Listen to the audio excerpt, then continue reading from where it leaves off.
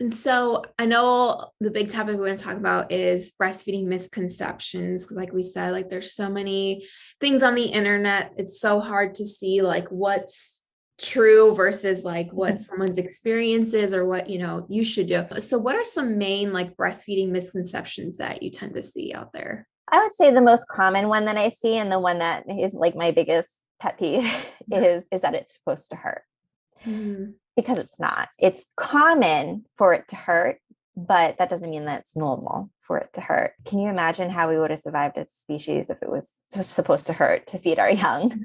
Right. We wouldn't have gotten very far. Mhm. So some tenderness in the beginning is normal, but pinching, cracked nipples, curling your toes every time you put a baby on, that is not normal. It is Breastfeeding is not a hazing event that you have to go through to prove that you're like a real mom or anything. Mhm. So if you're having pain when you're feeding your baby, just get help right away. Okay. And because yeah, I've seen like, like a little bit of, discomfort can happen, pain, but when it's to the point where you're like, it's like really painful, you dread doing it, that's when Mhm. people should kind of interfere, I'm guessing. Yes. Yep. Yeah, and then what about like engorgement? Because I've seen Mhm. some people say like, oh, that's normal because it means you have oversupply. But then I was also seeing that that is a big misconception as well. I think some fullness and engorgement is very normal. When Mother Nature brings in your milk, she wants to protect the baby. So she brings in like all the milk, right? And then after a few days, your body kind of figures out, oh, we don't quite need this much, and it down regulates a little bit. There are things that can make engorgement worse. For example, back to the IV fluids, if you have a lot of fluids in your body from the birth, that fluid is going to go into your breast. If you have like breast implants, that can make engorgement worse. If you're not feeding your baby frequently enough, then that can make the engorgement worse. So when it comes to engorgement, what I usually recommend is feed the baby very frequently at the breast. If your breasts are full but not rock hard, like your nose, there's a little give to your nose. Heat is great, like take a warm shower, hand express in the shower.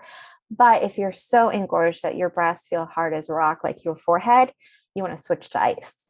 Mm, And it will go away after a few days. And if it doesn't, reach out for help. okay. What are some other kind of common misconceptions people might see out there? I would say to be careful when reading about like supplements to take to increase milk production. That's a big one that I see in the mom groups, because just because something is safe for one person to take, and just because it's viewed as something natural, like an herb, doesn't mean it's safe for you. So, one example is fenugreek. Fenugreek is probably the most recommended herbs to increase supply. It's in like the mother's milk tea and all of those products.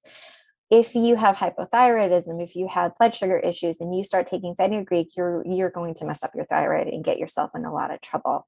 So before you take anything to increase supply, I would connect with an IBCLC to make sure that whatever you're wanting to take is safe for you, and also because they can have some good ideas for increasing your supply too. Great. The other misconception that I hear all the time is if baby's gaining well, then things are going well. And I hear this a lot, like families are telling me that this is what pediatricians are saying. There's so many families that are just struggling and struggling with feeding, and they're making it work in a way that the baby's continuing to gain well. So the pediatricians are often like, well, yes, he feeds, 24/7, but he's gaining weight, so everything's fine.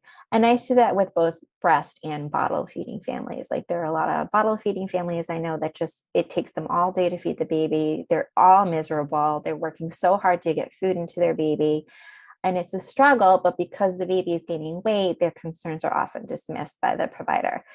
So, what I usually say to parents is even if someone is telling you that it's going well, especially it's just because the baby is getting well, if you feel like it's not going well, that's your intuition kicking in. And you should listen to your intuition because you're probably right.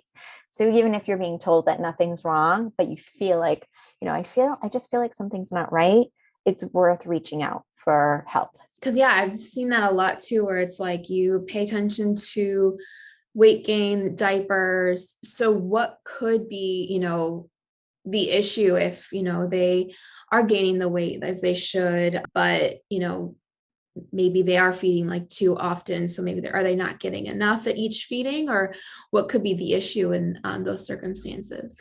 It just depends. Sometimes babies like a really inefficient feeder for whatever reason. Maybe they have a tongue tie, maybe they don't have a lot of muscle tone in their cheeks. And so they're able to get the food that they need, but they have to feed, every hour and a half for an hour to do it. So Mm. that's all you're doing all day is you're just sitting on the couch and putting your baby on the breast. And technically it's working because the baby's getting what they need, but it's not really sustainable for most families. For an example, is like in a bottle feeding situation, there's a few families I've worked with where the baby has really bad reflux and has swallowing difficulties. And so they hate the bottle and they just scream through the whole feeding. So it literally takes the parents like an hour of their baby screaming while they're trying to basically force feed them. And then they're told, well, she's gaining weight, so you're doing a great job. Gotcha.